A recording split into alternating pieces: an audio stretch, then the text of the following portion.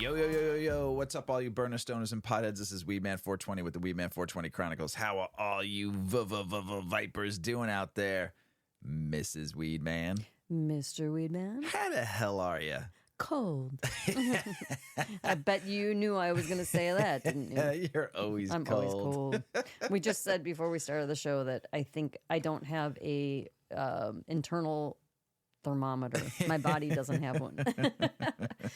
I'm cold when no one else is cold. There it is. Hey, everybody out there in the world. Hopefully you're smoking some big fat doinks while you're listening to the show. And Mrs. Weedman and I are about to get normal. We're going to smoke some rainbow belts. And the strain was given to me by a friend of mine. Looking forward to trying it. I've never had rainbow belts before. And it's an indica cannabis strain made from crossing moonbow with Skittles with a Z, Skittles.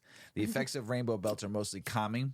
Consumers say the strain offers a euphoric high that leaves you feeling happy and relaxed. Rainbow All belts right. is this strain here we're smoking is 19.7% THC, making the strain an ideal choice for people who like that mild THC tolerance and have that mild THC tolerance. So rainbow belts has a sedating quality, so it's best to enjoy this strain during the evening hours.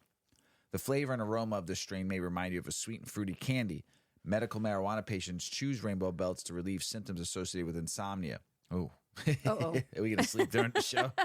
This strain is bred locally here in Illinois. I got it from a friend of mine who works in the industry, which is great. Feelings are talkative, euphoric, and giggly. Some of the negatives are anxious, headache, and paranoid. Flavors are tropical, tree fruit, and sweet. And a lot of people say it helps with stress, depression, and insomnia. So good stuff. I like that. Don't you, Mrs. Weedman? Yeah. How's it taste? I have no taste buds Well, today. how does it smell? It smelled pretty good. Does it smell nice? Yeah. Nice. Yeah. What do we got going on with 8 decades coming up We have here a lot. next week? Here, I'm going to pass you the joint, and I'll get talking. But what do we got going on the website? Yeah, on our website, on our web store, I should say, everything site-wide, our entire shop will be 20% off for, well, we haven't really decided the dates yet, but we're going to be launching some codes on Thanksgiving. Well, Green Wednesday. Yeah, but we'll probably let the sale ride from Wednesday through Sunday type of thing. Absolutely. 100%. But we'll have some promo codes, so be sure to check our Instagram handle, 8 Decades. And like I said, 20% off site-wide, and we always do free shipping over $50. And I think an important thing to point out is that although we are always advertising our smoke set, because the intention is that those pieces are used together because they're made to look great together and work great together, but they can be bought a la carte. You don't have to buy a whole smoke set. So if it's not in your budget to throw $150 at it, this rolling tray is only $50. The ashtray is $45, and the multi-tool is $65, and 25% off with free shipping. 20% off. 20% off with free shipping. Look at me giving it all away. It's a really good value. I would not say it's a good deal. They're really good products. They cost a little extra, but they are because you're buying luxury, really high quality products. 100%. So check it out. Watch our social media for the week, and some fun sales will be happening. Yeah, and there's clothing on there, 8 Decades clothing. If you're someone who loves a consumer of weed, there's Weedman clothing.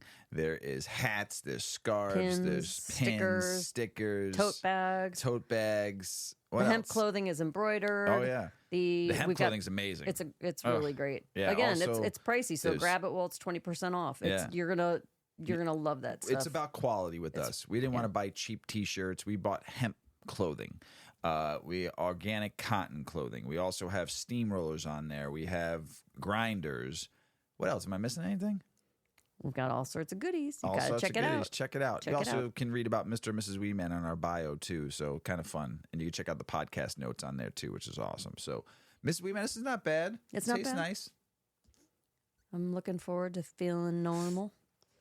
Did you also? We got a lot of stuff going on next week. We do. Actually, this Thursday we have what?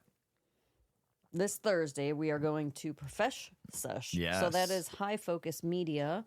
Their Profesh Sesh is happening in Lincoln Park on the 16th from 6 to 9 p.m. at the Never Have I Ever bar. Super fun time. They've got Stizzy, Chiba Hut, High Focus Media, The Botanist. So some good brands being represented there, and always a fun time. Yeah. You always go a get good time. stony. You have some maybe a cannabis cocktail, maybe no cocktails. Just hang out and chill with Come friends. by and find Mr. and Mrs. Weedman. Smoke yeah. a joint with us. I always got joints on me and doinks. It's an industry night for the cannabis community. Yes. Yeah, so that's on this Thursday, the 16th. Super fun. And Then we have, we are going to be vendors at 2 events over the weekend after Thanksgiving. So on November 25th from 2 to 9 p.m., we're going to be at the Quick E-Mart. That's being hosted by Stay High and Baked Flour. It's an 18 and older vendor event. And there's going to be DJs, there's going to be vendors, tattoo artists, all sorts of fun stuff. It's going to be super cool, free to get in. It's at the Stan Mansion in Logan Square on the north side of Chicago. that's going to be fun. That's on the 25th. We'll be a vendor there again. And then we're going to do the super fun event called Dabs Giving. And that's being hosted by Lil Bean and Bob's Exotics. So you could go to their Instagram to get more details. Location is not released, but I believe it's like in Deerfield, Illinois. There's going to be vendors, food trucks, live music, live art, and more. And we will be a vendor at that as well. So some Come find us. opportunities to come hang out. And smoke some weed with us. Smoke some weed with us. Yeah. We'll and be get at together all with the events. community. Yeah, come hang out with us, please, and say hello and introduce yourself. And if we've never met you before, I've talked to you on social media, but I'd love to get high with you. And I'll come ask me for a joint and we'll smoke. So I'm looking forward to shaking hands, kissing babies, and giving hugs. 18 and older. No babies there. No babies. No babies. What else we got going on? Suits, season 4, we're almost done with. Crazy. Lewis Litt, just killing it. Lewis Litt's a monster. Monster right now. The guy's on fuego. Grandma Weed, Ma 420, as I call her now. We told her about it, and she blew through all 9 seasons in like a week. I don't know how she did it. And or they're 2 heavy. weeks. They're Yeah. heavy. See, they're like 40-minute 45, episodes, yeah. and there's like it feels like forever. Like probably 20 episodes per season. This season 4 I really liked. There was a lot of I didn't know how they were going to keep it going, and really good season 4. We're almost done, but Lewis Litt, boy, holy He's a smokes! beast. But he's still stupid. Is he gets his way to the top and he still makes fuck ups? He's always like one step away from like just killing it. Yeah, You know, and like he fucks up.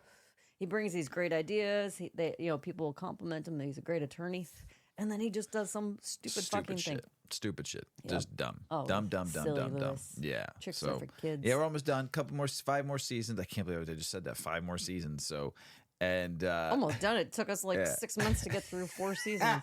No, We'll be not talking that about long. this next year at the same It is time. a long. I mean, there's 15 episodes per season. That's long. It's 15? Seems Yeah. like more. Yeah, there's 15. Maybe there is, but I keep on seeing 15. So, but it's just a long. Now most seasons are 8 episodes. These were 15 episodes season. So if you're watching it, we probably watch it 3-4 days a week, right? So I'm getting all tingly inside. Well, from the weed? From the I was weed. like, oh, what's all going tingling. on? Why? Why? What's wrong with you? Yeah, so it's a good season. If you haven't caught it, watch it on Netflix. It's really good. And then I heard the final season 9, you have to buy it on Amazon Prime, which is kind of silly. But what else? Oh, the weather outside is not frightful right now. No, it's amazing. It's not frightful at all. It's like we it got- was 65 degrees today. I was out in Joliet today, right? Visiting some peeps out there, and there was a guy that walked out with a tank top and shorts on and flip-flops. Yeah. And I'm like, it's 65. It's not 95. That's so Chicago, though. But that's Joliet. You That's not see even that in Chicago. January when there's like, that's Joliet. yeah, but that's just a thing. Here. It is. It's just a but thing. It wasn't, There's always that guy. But the guy wasn't like. Usually, you see like a guy that's a little heavier. You know, Yeah. it's got some thickness to him, so he doesn't get cold, right? Yeah, he's insulated. This person was thinner than I was. That's a skinny guy. That's what I'm saying. I'd be freezing my ass Maybe he off. just came from the gym and he didn't bring a jacket. No, did not come from the gym. Was not a gym work. I could tell. Nope. Okay. Nope. Just He's just crazy. I just cold. I'm wearing jeans, a shirt, and a hoodie. Sometimes I got my hood on. I just saw a person in, it was like a snowsuit, but it was like made out of like a sleeping bag. I was like, I need that thing. I'll wear it around the house all day. I'll look like the Stay Puft Marshmallow guy. Stay Puft. Isn't he called the Stay Puft? Yeah, we did have a good. Speaking of marshmallow, you made a phenomenal sundae on Sunday for us. Oh yeah, that was good. Ugh. Yeah, I just pulled up a picture of the Stay Puft, Puft. Puft. I'm gonna look like the Stay Puft Marshmallow Man. STAYPUFT, right? Yeah, Stay yeah. puffed. Puffed. But you did make a phenomenal sundae with marshmallow and caramel, and I didn't make anything. I served it to you. I took it out of containers, but you put was it really together. good. I don't know if any of you live in a city that has Andes frozen custard, So good. but you could buy a quart with two sides, and it's Yes. like a shit ton of topping. So we always get caramel and marshmallow. No, you've been getting fudge, and you asked me what did I want marshmallow. You wanted sprinkles. No, Or no, you wanted marshmallow. I wanted marshmallow. I'm not a big fudge guy. Like, I don't know, just too much between caramel and fudge together. Just too much. You need that marshmallow as a breakup, you know. So that's why I like caramel marshmallow, and then sprinkles. Sprinkles. Gotta have a little crunch. But you made phenomenal sundaes. Oh, it was so good. The only thing we should have done is we have those Italian cherries. We should have put one of those on there. Not cheap maraschino cherries, which I did love as a kid. These are those ones the you good put. cocktail cherries, Yes. those imported. Yes. Deep red You need to put one of with the those syrup. on. You need to put one of those on top for me next time. Okay. No, but phenomenal. If you have not had Andes before, I don't know if it's just a Chicago thing or an Illinois thing, Andes, but if there's Andes custard in your area, if not, the second best thing I would say would be Culver's then. The next closest thing you can get. Culver's custard is not bad. Right? Would you say? Yeah, Culver's is good. Yeah. So But that's more of a Midwest place too. yeah, but if you don't have an Andes by you and you want to try a good sundae, get Culver's with marshmallow and caramel and sprinkles and the cherry, and you'll thank us later. Especially when you're stoned as we were the other night. We ate you put a lot of scoops in there too, man. And I ate that whole bowl.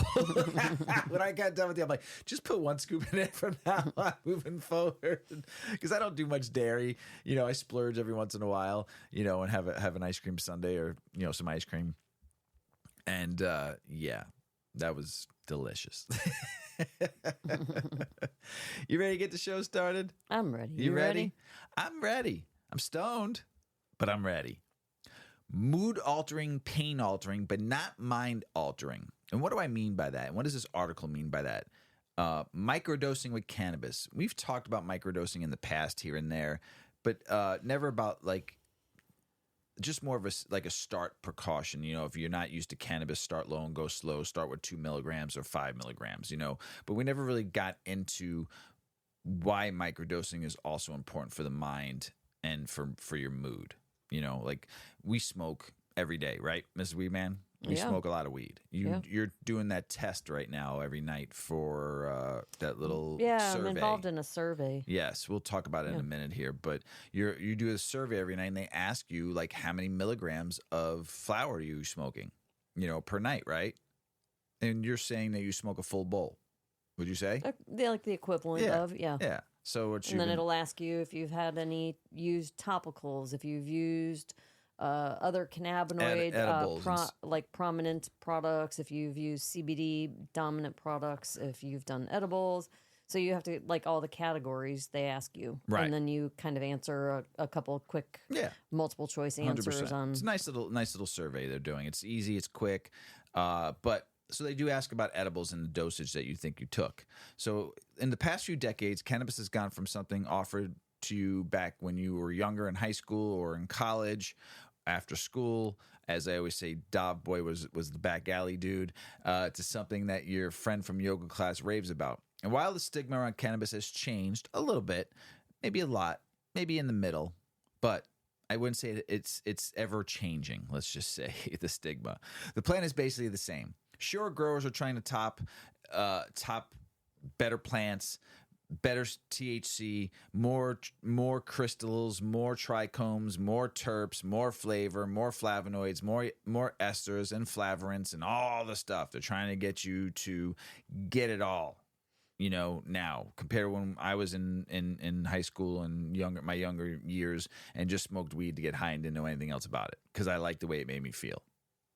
That was probably about 95% of the reason why I smoked weed is because it made me feel pleasant. It made me feel good. It was just a nice overall feeling when I got high, and it made life easier to think clearlier. That makes sense? If that's even a word. Clearly. So, while all the components of the plant can provide therapeutic benefits, one component, THC, is the most responsible for the high feelings associated with cannabis use. Now look at that feeling when you smoke weed, like that feeling you get. I love that feeling. And while it takes less THC nowadays to achieve it than years past, the euphoria is definitely a desired part of the experience for a lot of people.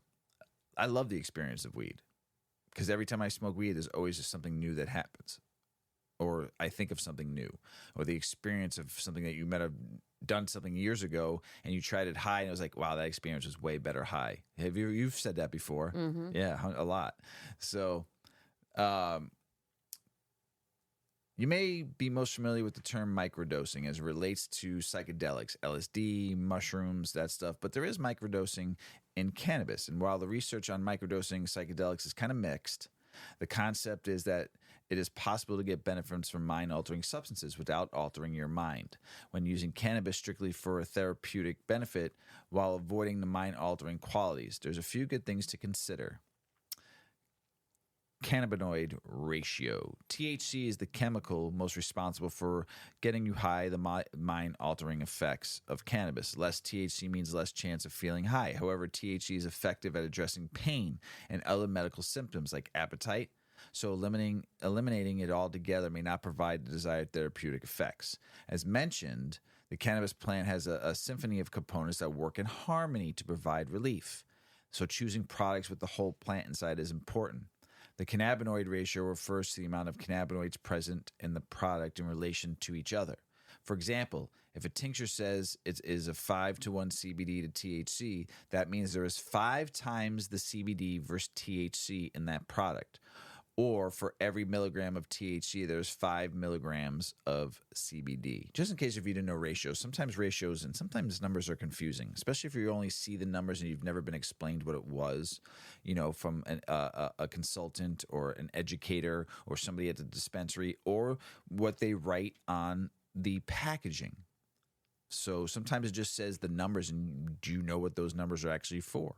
So sometimes there are even 3 or even 4 cannabinoids present. You'll see a lot of new edibles that are coming out. I've seen in Oklahoma for years now, where there was 4 cannabinoids in one gummy. So you might see something like a 20 to 5 to 5 to 1. So let's explain this.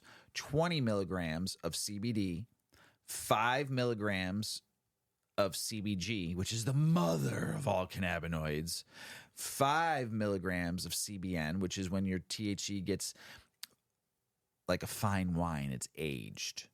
So 5 milligrams of CBN. Please don't take more than 10 milligrams of CBN because I'm just telling you're going to have nightmares.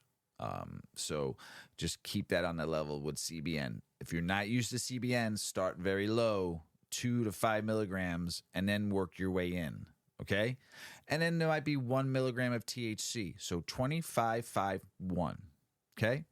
If it can be tough to find raw flower with a varied and balanced cannabinoid ratio. It would be great, though. So unless you're taking one very small hit from a pipe, there are other methods of ingestion that might be better for microdosing. Method of ingestion. For microdosing, for me, for flower, is just taking 1 hit off of a joint or 1 hit off of my bowl, instead of smoking the whole bowl like I do at night.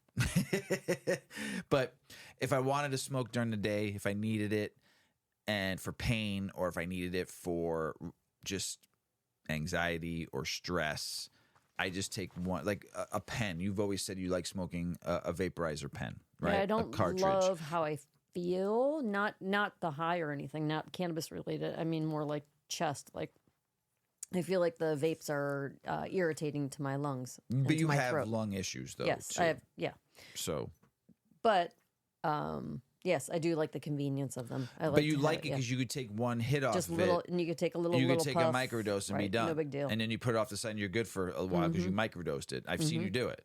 So you're not hitting the cartridge pen 3 or 4 times. You hit it once, blow a nice little, and you're good, right? Yeah, it's just totally. a microdose for you. So just I remember did it that. It before doesn't I always went in the have grocery store today. So you have to realize you don't need it. You don't need to like get baked and blazed Right. and high and I didn't even stoned. feel anything. but Right. It got you even keeled to go tolerate the fucking pain in the ass grocery store. That's right. I needed more at the end. After all their dumb sale stickers all over the place. Method of ingestion. While smoking flower is still the preferred method of most people, other products like tinctures, edibles allow consumers to choose a more balanced effect due to the ability to produce a variety of cannabinoid ratios. Tinctures are particularly a favorite among those looking to microdose cannabis because not only do they come in a variety of carefully measured cannabinoid ratios when taken under the tongue, the effect occurs within about 10 to 15 minutes. This is very useful for someone like the writer or Mrs. Weedman who is treating a sudden breakthrough in pain, right? Or That's right. anxiety, or going to have to deal with a stressful situation where there's going to be a lot of people. And if you don't like being around a lot of people, weed kind of takes that away. Has for me, you know, where you can be around people. I'm not saying have conversations, but being around more than 10 people, let's just say. You have a number out. You've got like a count. Sometimes you need it. Nope. You Can know? only do 9. Yeah. Sorry. Or waiting in lines at the grocery Oh, store. God. Sucks if you're not high. Because you just get in the zone. I mean, now everyone's got cell phones, Yeah, so you no got one your gives a phone. fuck, you know. So there are also edibles that and beverages that come in low THC options with just 1 or 2 milligrams per dose. But you should also read the labels because unless it says otherwise, these products can take 60 to 90 minutes to take effect. Also, they may be made with THC isolate or distillate, which is pure THC. While this can produce an effect, a full spectrum or a whole plant product represents the entire symphony, not just one instrument. Minimal effective dose. Once you find a product you want to try, the next step is to determine your minimum effective dose, or MED. The MED refers to the amount you take where you achieve the therapeutic effects without any unwanted effects. If your goal is to experience the mood, pain, sleep, or appetite-altering effects of cannabis without the mind-altering ones, then you are looking for the dose that does precisely that. This can take some time to figure out, and there are apps like Tetragram on here that allow you to record your dose and outcomes so that you can dial in your med. Capital M, capital E, capital D. So Tetragram, Tetragram, if you want to keep track. So try it out. You never know. Start low and go slow and learn the symphony of cannabis, right? Whoa. Did you just make that up? No, Oh. I wish I did. But in 2 years, I'll tell everybody that's mine. Yeah. Give credit to Green State and the writer of Green State who wrote that. But in about 2 years, I'll say it a lot enough. And usually if I becomes have your a good quote. line, like I was at somewhere and I was talking to a bud tender. I was like, I'm just trying to bring my vibe to your tribe. And they're like, I like that. They're like, can I use it? I'm like, yeah, just give me credit for about 2 years. And then you can tell people you made it up. Right? That's your form of copywriting. That's it. Give credit where it's credit's due, and then all of a sudden you just change. It's like telling a story 50 times. It gets better the 50th time. Yeah, because you know when to you like evolve the it. inflection. Yes, like, yeah. you know. That's why I've always been a good storyteller because I can Where you tell need to the tell story. more details. Yes. Where you need to just breeze through. Yes, where you need to put the exclamation point, and when you need to reel it in, and when you need to know when to end the story. Yeah, yeah. That's Because important sometimes too. you have to tell a story shorter. And Yes. sometimes you've got time to, like, 'Cause people are captivated and The they thing have time. about being stoned is you have to captivate people in a story quick, exciting, and fast because if they you forget draw, they forget you're having a conversation. or they fade away. yeah, they fade out. Yes. So when I'm sitting with people and they're telling me stories, I love hearing stories. But when I'm stoned, be quick. Like that 10-minute story, cut it down to about 5. Yeah, because about minute 3.5, you're like, oh shoot, I'm so stoned. I'm supposed to be listening. Right. Yeah, you fade out. Yeah. And then all of a sudden sometimes you're like, oh fuck, are they listening to me? Even if you're like, They even know if I'm you're not interested. listening. Yeah, even if like quicken it up, shorten it up. And sometimes I know I've done it too, so I'm not perfect, but I know when I'm talking to a bunch of fucking stoners, burners, and potheads, it's like keep it quick. Yeah. You know, and then shut up, you know, and me like and then let somebody else talk, because the thing about stoners, they'll fade away like quick, and all of a sudden it's like, I gotta go to the bathroom, because you're so high and you want to pay attention, but then you feel rude that you're not paying attention because So you're you so need stoned. to just bow out of the conversation. Sometimes it happens. I've done it. I've like, oh, I gotta pee. You know where the bathroom is? Sorry, I'll be right back.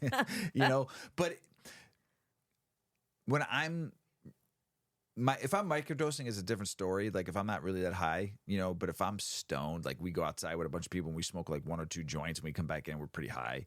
It's not always easy to be around a big conversation. It's fun to talk and say hi and walk by and say hello, how you doing, how you been, small talk, this and that. But if you're deep conversation, sometimes when you're stoned, It's too much. whew, you know, it just is deep conversations. You know, I love talking to people. I love hearing stories, but sometimes it's just when you're too baked, man, you just want to just chill for a second. You need to get your mind, like, especially just coming back in when it all hits you at once. Yeah, that's not the time to have those big stories. When you're outside having the smoke sesh, is like the funnest time to tell stories and hear people's stories, you know? But when you first get that first peak of the high, that's the last thing I want to do is tell a story and hear a story. You know? Oh, I'm yeah. sure there's people We've out all there. been there. Oh, yeah, I'm sure Stuck in the person's story, listening to them, or you're the one that you're like, oh, I just totally told way too long of a story. Oh, yeah, you know it too. You know Yeah, it. you know it. Oh, yeah. I mean, I lost everybody. Yeah. so you just got everybody out there in the world, if you're not stoned and you're talking to somebody who's stoned, they're not being Short and sweet. Keep it short and sweet. Yes, they're not being rude. Their attention span is not there yet. Later on, maybe about 30. Oh, sometimes I can have like really like. Right when you're stoned, like right when you're fucking I think it baked. just depends on the strain Yeah, that's true too. and how high you are. Yeah. At the end of a night, like when you like have just like back to back continued smoking all night, the later in the evening, the less I'm going to remember about a conversation, and the less interest I am in. Like I can't even have. 'Cause you're Sometimes I stoned. can't even have the conversation. That's why I just, stoners I love. just want quiet, and I want to watch. That's people. why stoners, burners, and potheads like being at home, being stoned. Oh, I love people watching. That's though. not. It's different. Crowd watching. but that's different. They like being home because they don't have to have long You don't wanna conversational talk. talks. Yeah. You know, it's in a comfortable situation when you're at home having long conversations versus being out in a crowd. It's just different. It's like you can come to the house here and we could talk all night, right? But it's that beginning hit, like when you're like really baked, is hard to hold a conversation for me. I have nothing to do with this, like at all. So I can't tell you how to experience this. I'm a human being, but doesn't have this going on in my human life. But Mrs. Weedman has, so I'm not even going to read the title. You are, Oh my because it has nothing to do with gosh. me. Are you afraid of the word tampon, No, Mr. not at all. Weedman? I grew up with two. I grew up with all women in my life, so tampons were all over the place. So I'm not scared of saying the word or seeing the word. They were or all knowing the word. well. Now that's too much information. All right, let's get on with the story, Mr. Weedman. You good? I'm good. All right. All right, guys. If you don't like to hear about tampons, then just Fast forward. listen for your potential significant other. If your significant other may need a tampon, you may have some input for Your her. mother, your sister, your Whoever. friend, Yeah, whatever. the ladies. Yes. You could be like, I've got some information for you. And you're never going to believe what it is. So, do CBD tampons, yes, there is such a thing, actually help with period pain?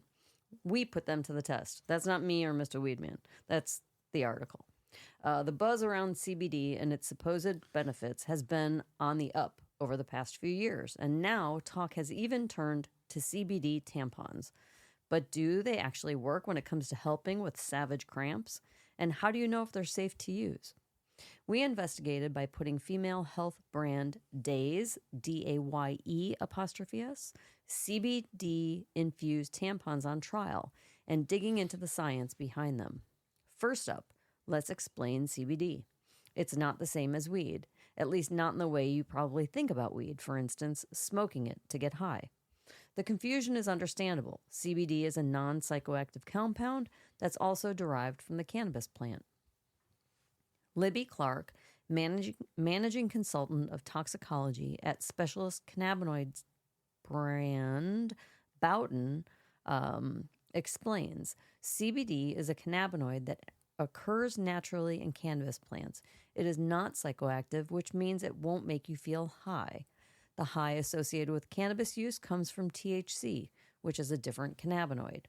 So, now that we've made it clear that CBD is non-psychoactive, let's discuss what its effects are. CBD is increasingly being used for pain relief, says Dr. Nazreen Morley, a general practitioner and the medical director of Dr. Naz Aesthetics Clinics. There's some research that suggests it can be effective when it comes to pain relief. Research is very much emerging in this space, the expert notes. Currently, the evidence on CBD and its safety and effectiveness is limited, and one problem that some people face is that different products are regulated differently. Clark explains, CBD is regulated in different ways depending on the product type. For example, oils and gummies are regulated by the Food Standard Agency, and then there are specific regulations for cosmetics and intimate care products. So it's vital that you do your due diligence when purchasing anything that claims it contains CBD. However, Day makes it very clear that they've gone to great lengths to ensure their CBD tampons are safe. Sharing general advice from Dr. Morley, she says tampons in the UK at least are regulated by the General Product Safety Regulation 2005. So you can generally trust that tampons sold in the UK are safe to use. When you buy any product with CBD, particularly if you're buying online, buy from a reputable retailer in the UK. The Pro adds, CBD regulations are different in different countries, and so too are product safety regulations, cosmetic product regulations, and food and drink regulations. If you're considering buying a CBD product, there are also plenty of considerations you should keep in mind. Broughton's Clark recommends looking out for clear CBD labeling, the amount of milligrams of CBD, and the strength of the product compared to the CBD percentage. Information on lab testing or a website link showing the certificate of analysis. The Soil Association Organic Standard badge. Cannabis plants may accumulate pesticides, which aren't used if plants are grown organically. Broad spectrum. I'm having struggles. Yeah, you are. Yeah. Am I? Is it painful to hear me? No, not at all. But are you too high? Maybe. Broad spectrum. These products contain other cannabinoids in addition to CBD and may be more effective than pure CBD isolate products. Remember, this advice applies to any time you're shopping for CBD products, not just tampons, especially as CBD is increasingly being incorporated into women's healthcare and wellness items. Cosmetic doctor and intimate health specialist Dr. Sharon Lakhani explains, while research is ongoing, there is some evidence that suggests CBD might be beneficial for women's health. Research suggests that CBD could potentially reduce hot flashes and night sweats associated with menopause. It can also help with mood swings, irritability, and fatigue. It may help with some symptoms related to menopause, such as stiffness of joints, migraines, anxiety, and mood, as well as appetite. And it may also improve your sex life once you start to feel better, the Pro adds. So how might CBD help with cramps? Well, CBD's anti-inflammatory and analgesic properties may help alleviate menstrual pain and reduce the severity of cramps when applied topically or ingested. It may also be beneficial in reducing the pain of endometriosis, explains Dr. Lakhani. But please remember to follow instructions carefully when using topical balms or patches to soothe aches and pains, and avoid intimate areas unless it's specifically stated on the product that it is safe to use in such ways. CBD oils are intended generally to be absorbed on the tongue or swallowed. No product, unless specifically designed for use internally in intimate areas, should be used as such. Always follow the instructions on any cosmetic or supplement product that you buy, advises Dr. Morley. If you're wondering whether you can add CBD oil to tampons you've already purchased, ugh, that sounds awful. And guess what? The answer is a firm no. Please do not add your own CBD oil to tampons, says Dr. Lakhani. This could upset the internal balance of bacteria and acids and lead to irritation and infection. Clark adds, it's not recommended to add CBD oil to a tampon. It's unlikely that much of the dose would be absorbed, and CBD oils for oral use haven't been tested on intimate areas. Day Brand offers CBD tampons, and here's what their users are saying. After months of Googling bad period pain remedies, I came across Day to help ease my dreaded PMS symptoms, which range from abdominal cramps, backaches, and sore legs. The CBD-infused tampons almost instantly helped with my usual discomfort. I found myself relaxing and untensing my entire body, knowing something was helping the pain. It felt as though I was dealing with significantly less pelvic pressure, and that transformed my period, making it 10 times more manageable. Another user said, while I'm not a chronic period pain sufferer, I do experience uncomfortable cramps as well as backache. Oh, and not to mention a major case of PMS. So when I caught wind of Day's CBD tampons, I was all for putting them to the test. Initially, I was skeptical. Will they feel different? Will they be uncomfortable? Will they be scented? And to all of these concerns, the answer was no. I tried out Day's Nude as well as their CBD option, and to say I'm now a fan of both would be an understatement. Admittedly, they do sit a bit pricier than other products, but regardless, let's just say I experienced good relief of symptoms. So, something to look for, but I think that is really important, especially something you're using internally to make sure that it's safe. It's safe. Yes. Yeah, so do your research. Yep. I always wondered this, and I guess I never really thought about it, but donating plasma if you smoke weed. Do you ever think about that? Can you donate blood if you smoke weed? Don't they clear it out, clean it? I have no idea. I don't know if I've ever donated blood. I don't like needles, so. Plasma donation can save lives. But can you donate plasma if you smoke weed? According to the United States Department of Health and Human Services, people with rare conditions use treatments and medicines made from plasma donations. It takes 130 plasma donations to treat a person with primary immune deficiency for 1 year. Wow. 1 year of hemophilia treatment requires 2,000 plasma donations. Some key takeaways. Plasma is the liquid part of blood responsible for transporting vital compounds through the body, blood clotting, and immune response. Donated plasma is used to create therapies, medicine, and treat trauma. Donation requirements don't mention cannabis. Certain kinds of synthetic weed contains anticoagulants, ruining plasma. Donation centers can exclude cannabis consumers, but many don't. Plasma is the liquid portion of the blood. It carries salts, water, and enzymes. It helps transport nutrients, hormones, and proteins where they are needed. Plasma is essential for bringing proteins for blood clotting, bringing revitalization minerals to muscles, and moving the platelets and red blood cells where they need to go. The liquid also plays a crucial role in immune response, providing the immune system with proteins it needs to work. Requirements for donating plasma. The HHS suggests general requirements for donors. They must be 18, weigh at least 110 pounds, be in good health, and test negative for HIV and hepatitis. First-timers undergo a medical screening. During the screening, patients who present with high blood pressure are excluded. Cannabis isn't mentioned. Individual donation centers will set requirements for donating plasma. They will specifically set parameters that disqualifying you from donating. Plasma Lab International has a laundry list of exclusions, including not allowing women who have had sexual contact with a bisexual man to give blood, have been incarcerated for at least 3 months in the last year, or have been deferred from other donation centers. The requirements for donating plasma can vary between donation centers, though some conducting drug testing. Few have set precedents regarding cannabis consumption and plasma. Can you donate plasma if you smoke weed? Some plasma centers drug test during the initial medical screening, but not all donation centers test for THC and other cannabinoids. The same goes for synthetic marijuana like K2 or Spice. Plasma Lab doesn't mention cannabis in its lengthy list of donation exclusions. The American Red Cross doesn't test for the presence of weed before donations of or blood samples after collection. The Red Cross does make it clear that if cannabis consumption has altered someone's decision-making or memory, they should not give blood. However, this note relates to constant rather than avoiding plasma with weed in it.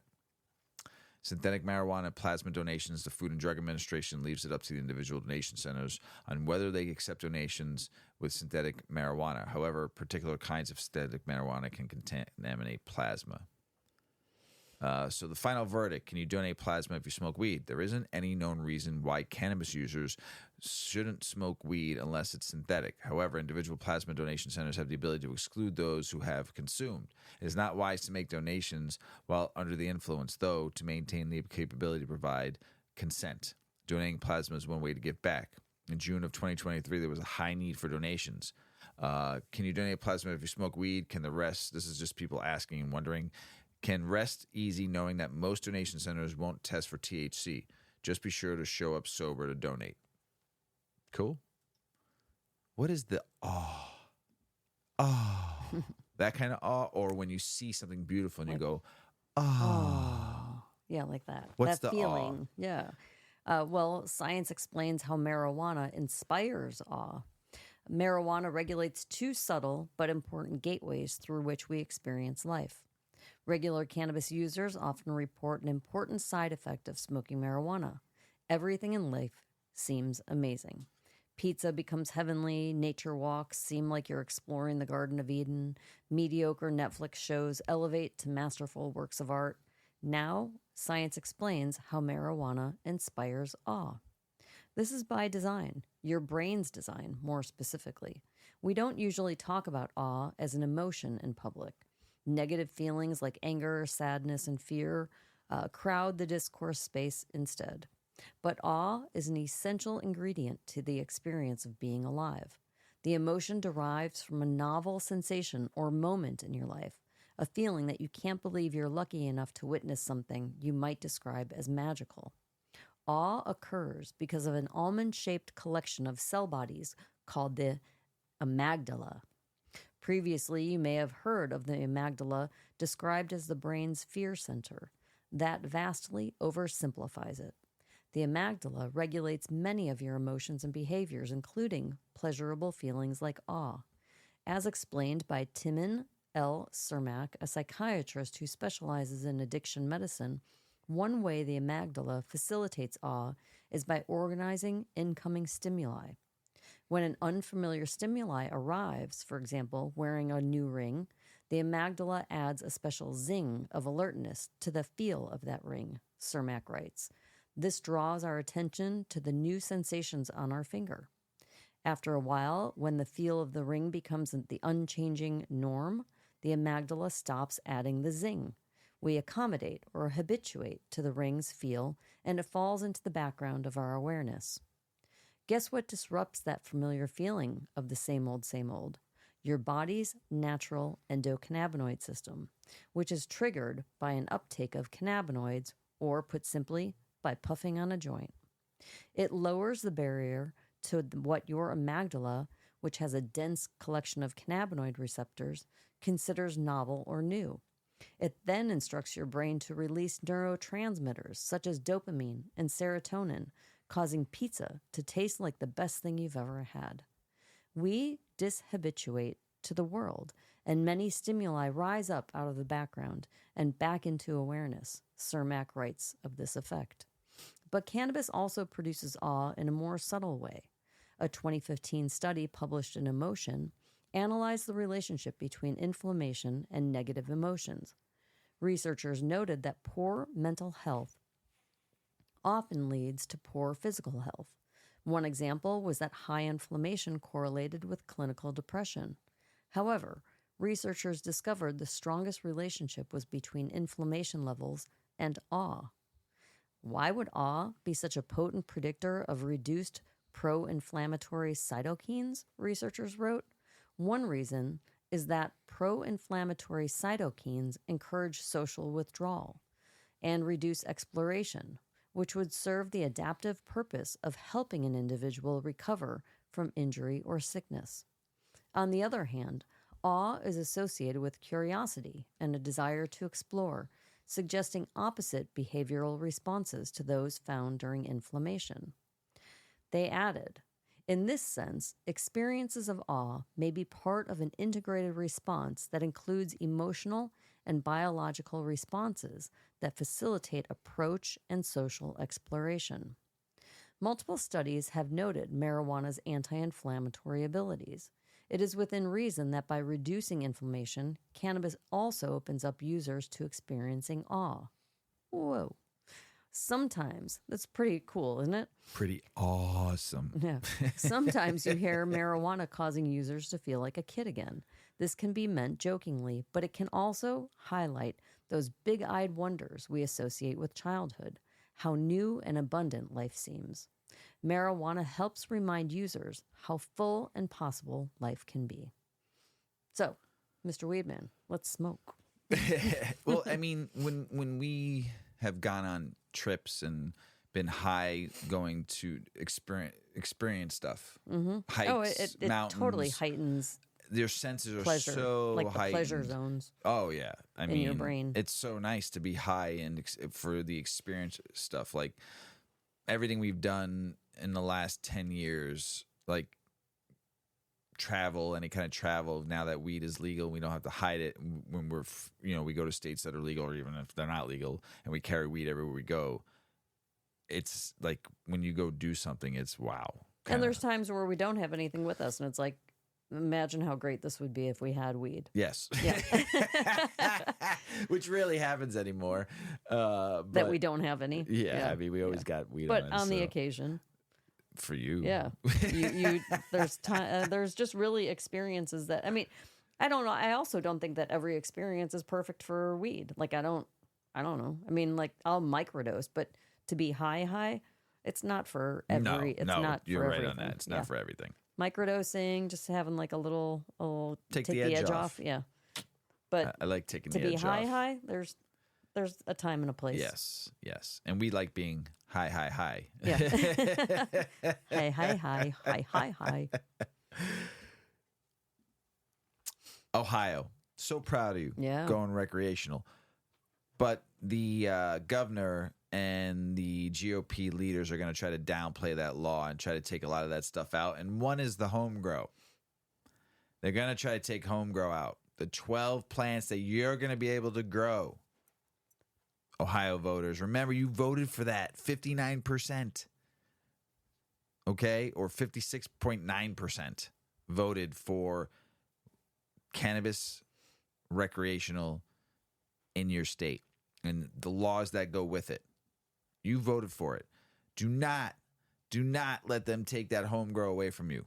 Do not. That is the one thing you need to fight for than anything else, because if you can learn how to home grow, or like I've said on the show before, share with people and share the tent, you are going to love life.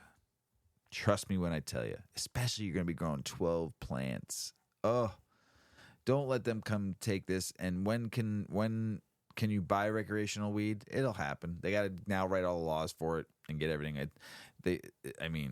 It'll happen. Just be patient. Okay? So, New York Republicans aim to ban pot billboards and roadside signs. I'm not a big fan of billboards, and I live in a state that fucking, you go down 294, it's billboard city, right? But I mean, they do have a purpose. Some people like them. I think they're a waste of money, truly. But I mean, some people do get them, and you see a cool one, you remember it. Do I actually go buy the stuff after remember it? No. But I think there's some funny billboards out there, and there's some good weed billboards out there, So, that's up to you if you like it or not. But yeah, New York's trying to ban it. So, cannabis billboards. New York's cannabis farmers are at their breaking point. They are dying. There's only 12 dispensaries in the whole state for these farmers to sell to. They're not going to make it. And then you're really going to be fucked. Because there's going to be no one that's growing weed except for a few. So you really messed this up, New York, so bad, especially these farmers that put their heart and soul into their plant. Florida Supreme Court hears arguments in case to decide if cannabis legalization will appear in the 2024 ballot, which is total bullshit because they went out and got the signatures for it, and it took a lot of time. And then I read another article today that a Florida Supreme Court justice appear open to recreational pot legalization initiative. So we'll just keep an eye on this, and every time we see a new article or see new news or see something, we'll read about it. So, but Florida, you went and got the signatures. Do not let this get messed up, okay? Oklahoma to revoke 165 marijuana cultivation permits over signage violations. This is just a way now to get rid of a lot of the over excess without it being recreational. They're going to look for everything now because there was 8,000, 9,000 cultivation, a lot of illegal cultivation going on in Oklahoma too. So yes, I would definitely, with Oklahoma being the way it is, 165 permits being lost. I mean, that's just people don't want to, they're not making money either in Oklahoma either. So they probably can't pay for anything. So, Indiana, I posted something today on my story. You are surrounded by legal states now. Ohio, Michigan, Illinois, Kentucky will be medical in 2025. You are surrounded by cannabis states. Indiana, get with the program and at least go medical and put a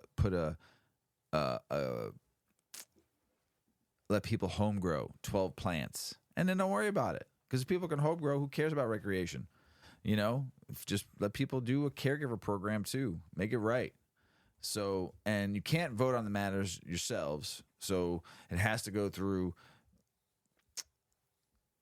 it has to go through legalization through the Hoosiers, and the Republican lawmakers are standing against it.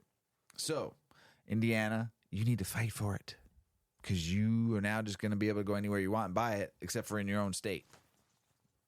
So, crazy. Support for cannabis legalization reaches a record high of 70%, including strong majority of Republicans, Gallup poll shows. Pretty cool. Maryland did $90 million in legal cannabis sales in October. Pretty good. That's good. Yeah. So, former FDA official says he'd be shocked if DEA doesn't reschedule marijuana by 2024 election. I don't know. We'll see. It's a little bit of ways. U.S. Senate approves medical marijuana for military veterans, and it was Veterans Day just passed. Thank you, veterans out there, for serving your country. We love you. We appreciate you.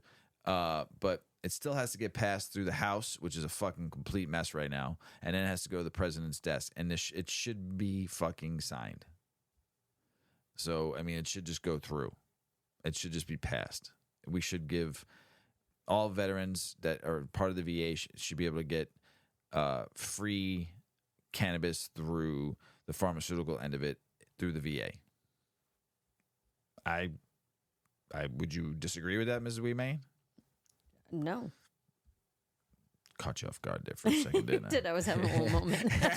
Like, shoot, I could really answer this really wrong. I have one of two options. One of two. I gotta pick one. That was a safe one. So we're taking back looking to 50 years of marijuana research while previewing future studies of terpenes and edibles. A new FDA document takes that look back. Tell us about it, Ms. Weemain. Yep, they're looking back 50 years of marijuana research, but they are also previewing future studies. So, for nearly as long as the federal government has classified marijuana as a Schedule I controlled substance, the FDA has been evaluating applications from researchers seeking to develop therapeutic drugs from the plant. In a pair of newly published documents, the agency looks back on more than half a century of investigational cannabis-based drugs and offers its perspective of what the future of drug development might hold. That includes studying a broader range of consumption methods, such as edibles, as well as investigating lesser-known cannabinoids and other components like terpenes. Over the past 50 years, FDA has evaluated more than 800 investigational new drug applications involving cannabis and cannabis-derived products, agency officials said in the journal Exploration of Medicine. That period has seen profound changes in the product form factors, cultural views, and the legal landscape around cannabis, all of which have been felt by the FDA. What began as a trickle of applications soon after the passage of the Federal Controlled Substance Act in 1970 has become a deluge in recent years, authors said, as more states legalize the drug for medical and adult use. The past decade alone has brought a nearly identical number of cannabis-related drug applications as the previous 40 years combined, and currently the agency is considering more than 150 active drug applications involving cannabis-based drugs and related synthetics. As times have changed, the FDA has stepped up its guidance for would-be cannabis research and drug makers. In 2016, it published a guidance document on botanical drug development, and early this year, the agency released a separate guidance document outlining the unique considerations around hemp and marijuana. The FDA continues to support robust scientific research needed to develop new drugs from cannabis, agency authors wrote in the Exploration of Medicine article. And the FDA is committed to supporting the development of new drugs through the new drug application and drug approval processes. New drug applications have typically focused on 4 major clinical areas over the years, FDA said. The bulk of them, 53%, center on addiction and pain medicine, 19% involve neurology, 14% involve immunology and inflammation, and 9% involve psychiatry. Product form factors have also changed radically since evaluations of cannabis-based drugs began. Early on in the 1970s, new drug applications were mostly around smokable forms of marijuana, the FDA said.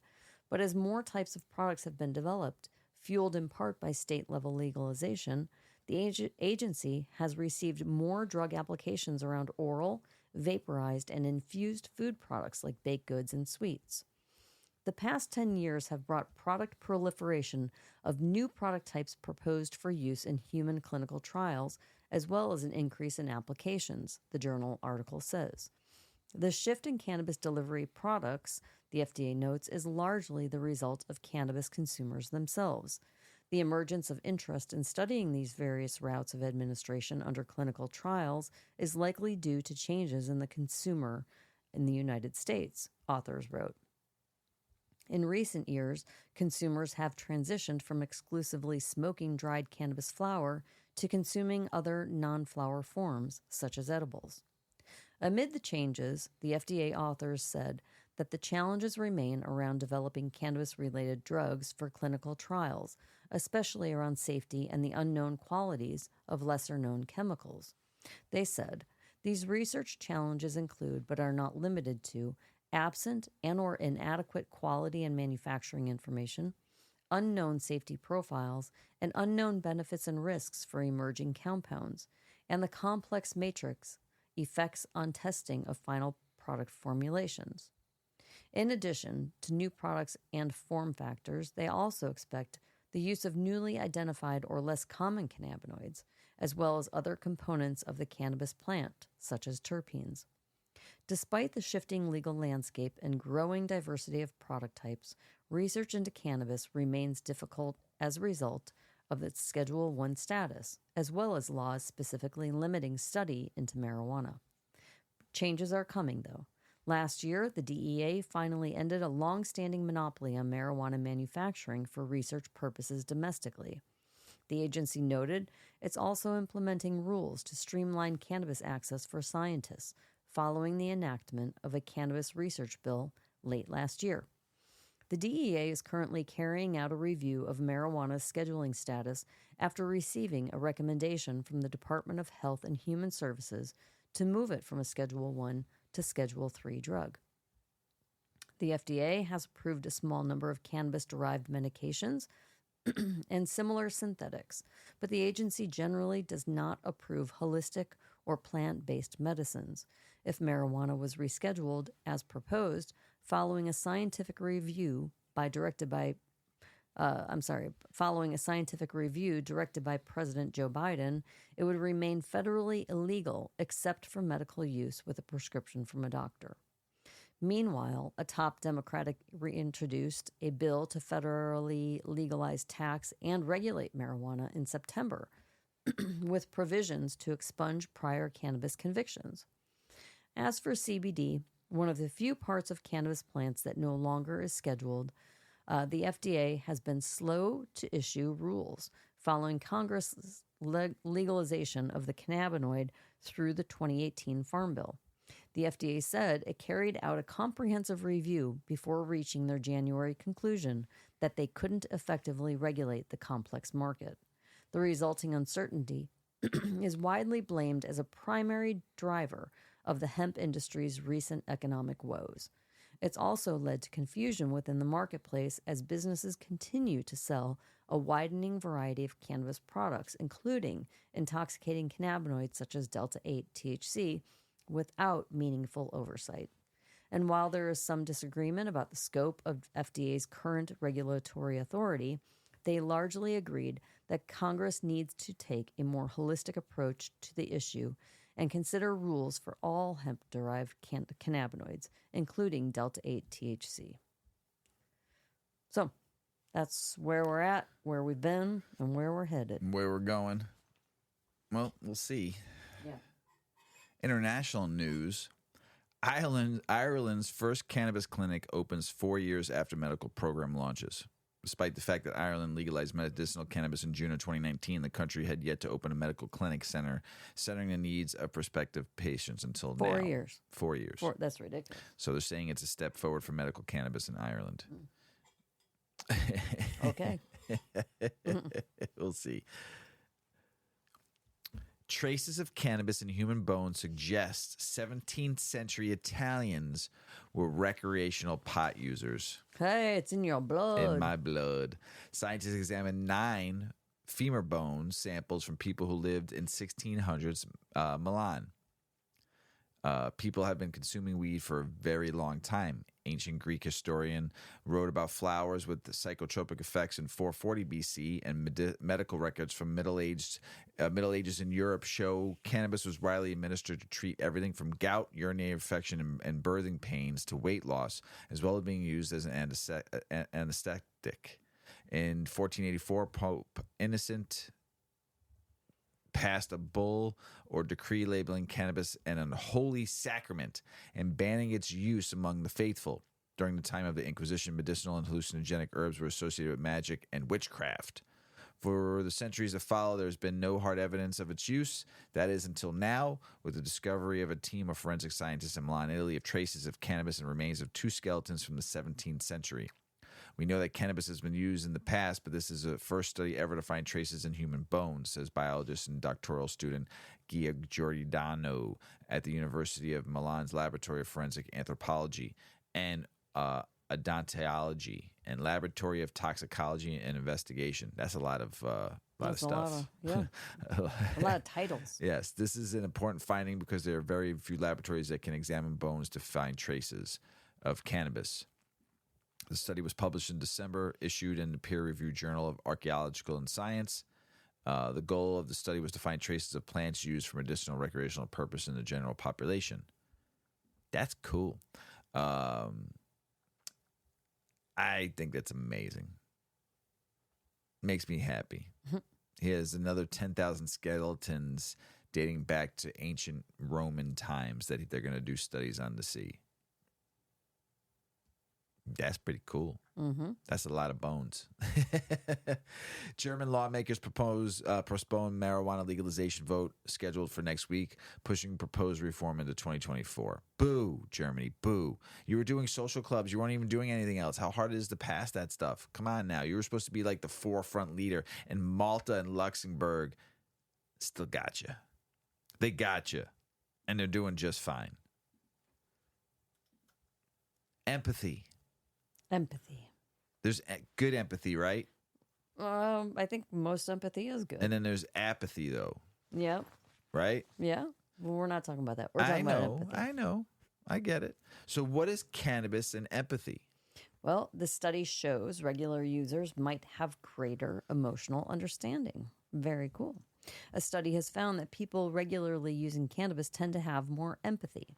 Researchers from Universidad Nacional Autónoma de Mexico found through brain imaging that the brain region generally affected by cannabis use and related to empathy, the anterior cingulate, had a stronger connectivity with regions related to sensing the emotional states of others within one's own body. The anterior cingulate is present in the brain's limbic system, which involves emotional behavior. The study findings could help in exploring the potential effects of cannabis in aiding treatments for conditions involving deficits in social interactions, such as sociopathy, social anxiety, and avoidant personality disorder, among others, according to study co-author Victor Olald Matthew from the university. The study is published in the Journal of Neuroscience Research. The researchers recruited 85 regular cannabis users and 51 non-consumers as controls. The participants completed psychometric tests and were asked to report their cannabis consumption behavior through questionnaires. Of these participants, 46 users and 34 controls also participated in brain imaging studies. Of the total group, cannabis users showed a greater ability to recognize and understand other people's emotions and impressions, as determined by the emotional comprehension part of the cognitive and affective empathy test, the researchers found. The test makes use of cognitive and affective approaches to measure an individual's empathetic capacity. The score differences were found to be greater in the samples that participated in the MRI testing, they said. Given that the anterior cingulate is one of the main brain areas heavily involved in the representation of the affective state of others, we believe that the differences shown by regular cannabis users in the emotional comprehension scores and their brain function connectivity could be related to the use of cannabis, the researchers wrote in their study. We believe that these results contribute to opening a pathway to study further the clinical applications of this positive effect that cannabis or cannabis components could have in affect and social interactions, they wrote. So I think that's pretty cool. Empathy. I wonder if the study found that the empathy is only while you're using it, or does it increase your awareness and carry over to your non-high moments? I don't know. It's a good question. Don't know. You might have to Curious. you might have to do some research, or Might is have more to- of this is being studied? Yeah, I'll have to look around Read on more. the topic. Yes. Yeah. Mrs. Weedman. Mr. I'm Weedman. so bummed Why? because it's the end of the show. Oh. You got anything else to say? Well, everybody, we're leading up to some very busy times. The holiday season is approaching quickly. We usually release our episodes on Thursdays, and some of you may not listen to it until the weekend or so. So if we don't catch up with you before Thanksgiving, I just want to send along a happy Thanksgiving if you're celebrating. Happy Thanksgiving, everybody. We need a little happiness right now. We need some happiness in this some world. love. We need some forgiveness. We need some patience. We need some just love. The world just needs to soften a little bit. And show some It's empathy. very harsh right now. Smoke cannabis and smoke Yeah. and have some empathy. It is. I don't know. I hope everybody out there is safe. I hope everybody can be happy. I hope everybody out there can be loved. And just, we need some kindness in this world and forgiveness. And maybe it'll be a better place. I don't know. But all I know is this, is I love y'all out there. And thanks for listening. As Paulie always says, smoke smart. Puff, puffing away. Puff, puff, pass. Check out our cannabis lifestyle brand online at 8decades.com. Our custom smokes and accessories are perfect for your coffee table, bedroom nightstand, or kitchen counter. They're designed for you to show them off. The Canna community is also loving our hemp and cotton blend t-shirts, sweatshirts, scarves, and hats, finished off with our 8 Decades logo. We've got some awesome, long-lasting goods that will be your favorite for years to come. 8 decades, because a ninth decade of cannabis prohibition isn't acceptable.